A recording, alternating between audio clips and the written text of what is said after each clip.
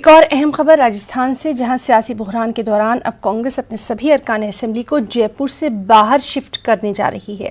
MLAs को जैसलमेर या फिर जोधपुर शिफ्ट करने पर कांग्रेस गौर कर रही है।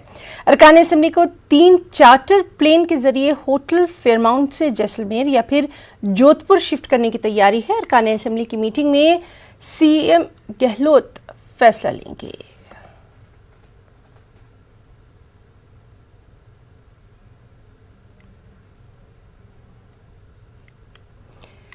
और राजस्थान में भले ही सीएम और गवर्नर के बीच जारी खींचतान में असेंबली सेशन बुलाने पर फैसला हो गया हो, लेकिन सियासत का सबसे बड़ा फैसला अभी होना बाकी है।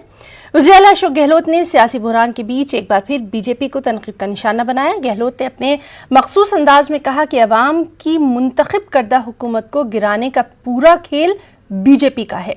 साजिश में मरकजी वजीर गजेंद्र सिंह शेखावत का नाम सामने आया है, लेकिन अभी तक उन्होंने इस्तीफा नहीं दिया है।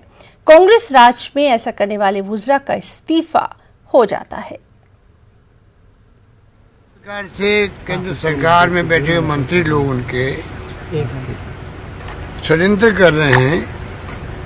एक नाम तो सामने आ गया मिस्टर शेखावत का, जो ऑडियो आया बिल्कुल सबको मालूम है कि किसका ऑडियो है। अभी तक उसका इस्तीफा नहीं हुआ है। जैसे ही 14 तारीख की तारीख आई है असेंबली की, उसी वक्त से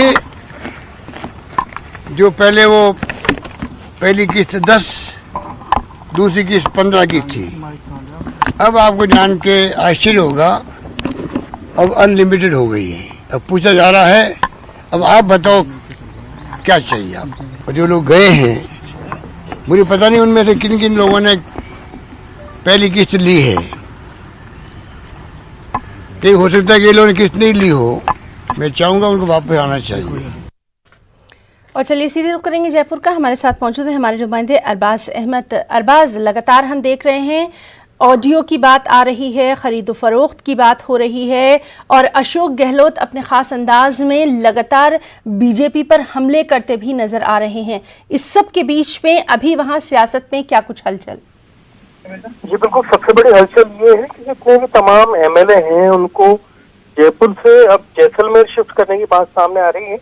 और है ना, देखिए कि मतलब ये अपने आप में एक बड़ी एक्टिविटी है कि चार्टर के जरिए दिल्ली से 2 चार्टर मंगाए जा रहे हैं। तो तमाम जो एमएलए हैं उनको 14 अगस्त तक के लिए, यानी जब तक जो है विधानसभा का जो वो सत्र है, नया जो सेशन है शुरू नहीं होता, तब तक इन तमाम एमएलए को जैसलमेर शिफ्ट किया जाएगा। क्योंकि खरीद फरोख्त के डर से यहाँ पर इन्हें शिफ्ट किया जा रहा है, बिल्कुल रेगिस्तान के ऐसे बियाबान में, जहाँ चारों तरफ से बिल्कुल कह दिया होंगे, कोई परिंदा भी पर नहीं मार सकेगा। साफ तौर पर आपने अभी बात सुनी, जो वजीर आला है राजस्थान का अशोक गहलोत, उन्होंने कहा है कि खुली हॉर्स ट्रेडिंग हो रही है। जो पहले 25 करोड़ रुपए की रेट थी, उसमें से जैसे ही ये विधानसभा इलेक्शन विधानसभा सेशन का जो अनाउंसमेंट हुआ है गवर्नर के बाद में, जो 14 अगस्त की तारीख उन्होंने दी है, तब से ही लगातार फोन की तादाद बढ़ गई है।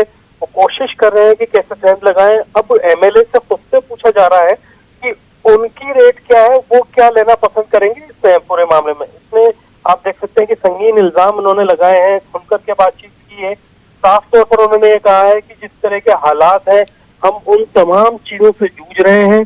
उन्होंने ये भी कहा कि जो लोग या जो एमएलए उनके वहां पर हैं, गुड़गांव में, दिल्ली में, जिनके पास में किस्त नहीं पहुंची, यानी जिन्होंने पैसे नहीं लिए, जिन्होंने बेईमानी नहीं की है, जो खुले तौर पर ये कहना चाहते हैं कि हम किसी भी तरह की जो है क्राइम एक्टिविटी में इंक्लूड नहीं है, वो वापस आ सकते हैं। उनके लिए खुला ऑफर है, वो जब चाहे अपनी सरकार में, अपनी जो पार्टी में अपना विश्वास दिखा सकते हैं। उन्होंने एक बड़ी चीज ये कही कि जितने भी तमाम एमएलए हैं उनके जो केसेस हैं वो हरीश साल्वे लड़ रहे हैं। दूसरी तरफ राजस्थान के अंदर बीएसपी आवाज उठाती है, बीजेपी अगर याचिका दाखिल करती है हाईकोर्ट में, वो केस से हरीश साल्वे लड़ रहे हैं। तो ये देखा जा सकता है कि जो सचिन पायलट की बयानबाजी है और जो उनके जी, तो बहरहाल राजस्थान की सियासत में लगातार जो हलचल है वो जारी है, उस पर लगातार नजर बनी हुई है। अरबाज, बहुत बहुत शुक्रिया आपका तमाम तफसीली जानकारी के लिए।